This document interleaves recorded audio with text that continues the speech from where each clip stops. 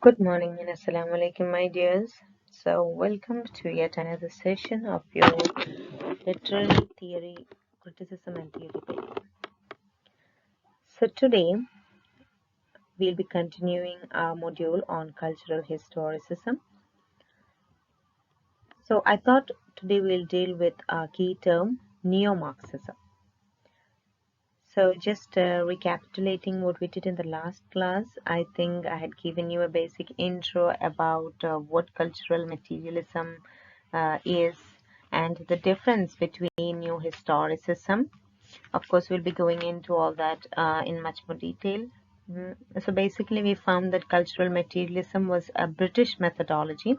Cultural studies is or actually the cultural studies is a broader discipline or an umbrella term that encompasses almost all postmodern theories till date. And a practical form of cultural studies is found in cultural materialism. It's actually a British methodology which is inspired from Marxism. And new historicism is its American counterpart. It is what began in America. So basically both are have their similarities. At the same time, there are differences. So today we'll be dealing with the key term Neo-Marxism. So basically, we all know we have a vague idea of what Marxism is, right? Marxism is where you find it was considered a new religion when it came, and how the ideologies, when it's internalized, it creates hegemonies or class differences, which later lead to differences in our history or in our texts, etc. So the continuous struggle between Marxism basically divides the human world into two, the rich and the poor, the bourgeois and the proletariat. So we had seen all that in the last class, the class struggle, how it comes by the struggle between the two classes, the bourgeois and the proletariats. Proletariats means the working class, right? And it was Karl Marx and Friedrich Engels who brought about the theory of Marxism, or the concept or the philosophy of Marxism. And Marxism can be broadly divided into two, that is vulgar Marxism or traditional Marxism and neo-Marxism. Okay, so traditional Marxism or classical Marxism, as it's commonly known as, is connected with the political power, whereas new Marxism is a broader term which involves other disciplines also. So let's just see through the points. Marxism is a materialistic philosophy which tried to interpret the world based on concrete natural world around us and the society we live in. As I told you earlier, there are two philosophies that we know, that is the idealist philosophy and the materialist philosophy. Simply saying, idealist philosophy is the philosophy in which we say that if something happens, there is a reason for that, or the reason is somewhere outside, like God or fate. Whereas materialist philosophy is simply saying, it says that the reason for everything, or for everything we see here, the reason is here itself. So that is the second point, that Marxism is opposed to the idealist philosophy, which conceptualizes a spiritual world elsewhere that influences and controls the material world. In one sense, it tried to put people's thoughts into reverse gear. That is, till then we were completely relying on philosophies in which there was an idealism. An idealist philosophy was involved, the role of God or fate was involved. That is why we say Marxists are all people who don't have, they are atheists, they don't have religion, because they don't support this idealist philosophy. It supported the materialist philosophy. So I've highlighted that there, the materialist philosophy. In Karl Marx's own words, he says the philosophers have only interpreted the world in various ways. Now the point is to change it. So Karl Marx wanted to change everything. Now it is true that while other philosophies try to understand the world, Marxism tried to change it. Now, moving on, classical Marxism, simply the basic principles. Society progresses through the struggle between opposing forces, the struggle between the opposing classes, to be more open. That brings about results in social transformation. History progresses through this class struggle. So class struggle originates out of the exploitation of one class by another throughout history. Now, during the feudal point, the tension was between the feudal lord and the peasants, and in the industrial age, we find the struggle is between the capitalist or the bourgeois and the industrial working class, that is the proletariats.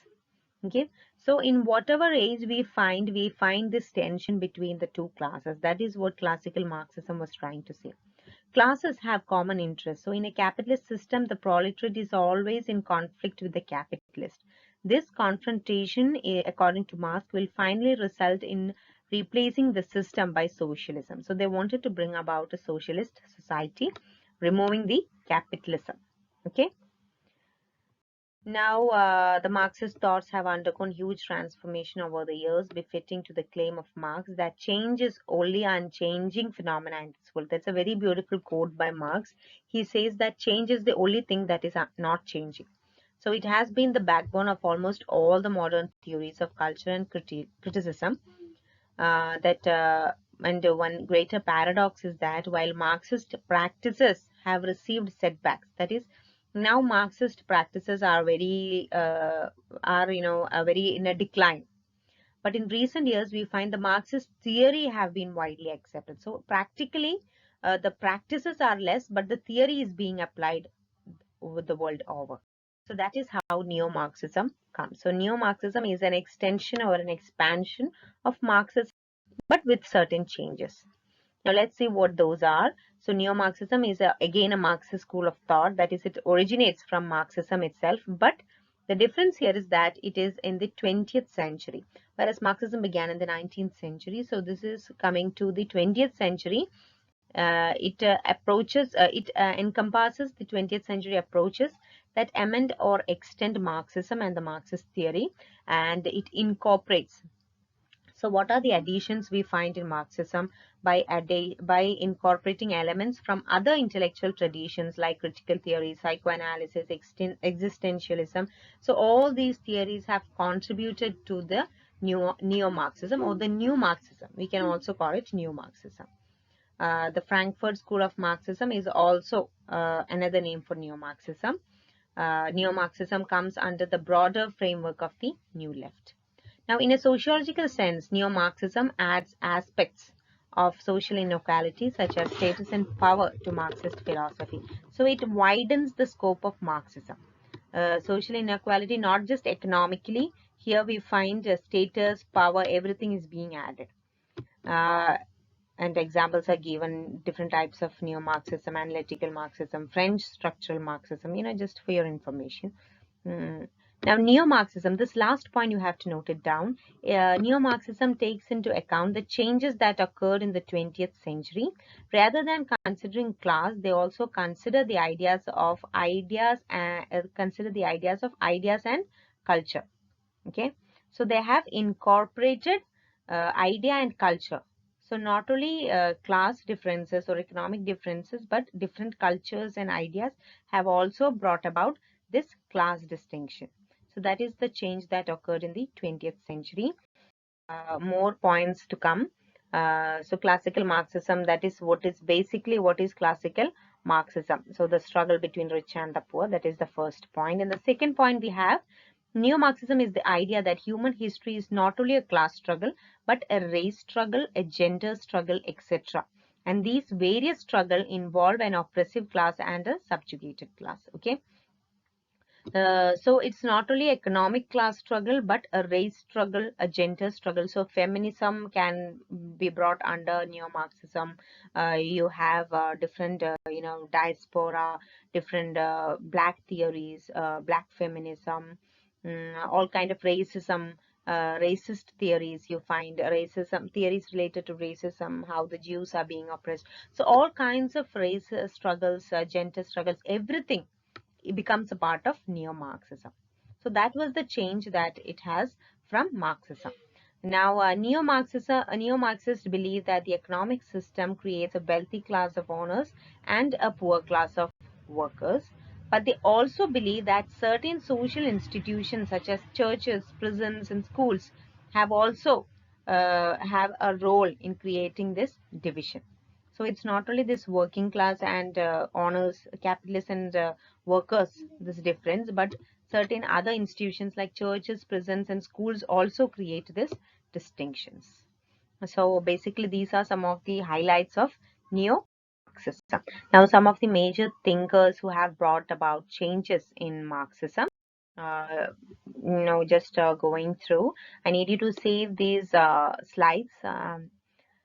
The French Marxist thinker Louis Althusser also brought about certain changes in the Marxist approach. He introduced concepts like overdetermination and ideology, and he says that ideology is just representations that show that has an existence and a historical role. So ideology is something that is put on us by the powerful class or the oppressive class or the class that is oppressing us. So what they believe is the ideology. Now, our determination also, it shows it's an effect which arises from various causes rather than a single factor. So different notions are here between base and superstructure. I'll tell you more about base and superstructure in our detailed class.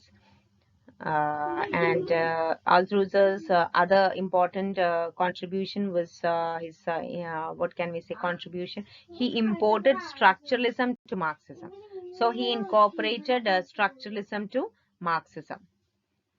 And next, the theorist we have is Antonio Gramsci. Gramsci is also an important name you have to know. He is an Italian Marxist thinker and philosopher. He brought about concepts like hegemony and subaltern.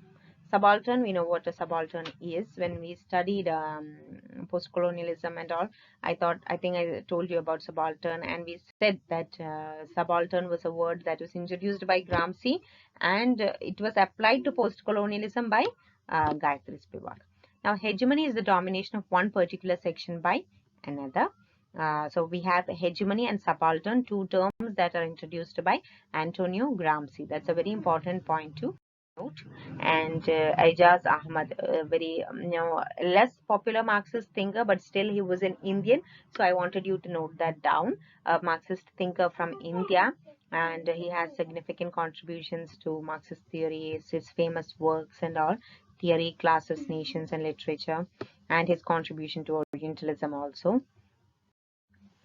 Next is our most important writer, that is Raymond Williams. He is considered a new left thinker or a neo-Marxist thinker. His writings on politics, culture, and mass media and literature are a significant contribution to Marxist critique of culture and arts. Williams was interested in the relationship between language, literature, and society.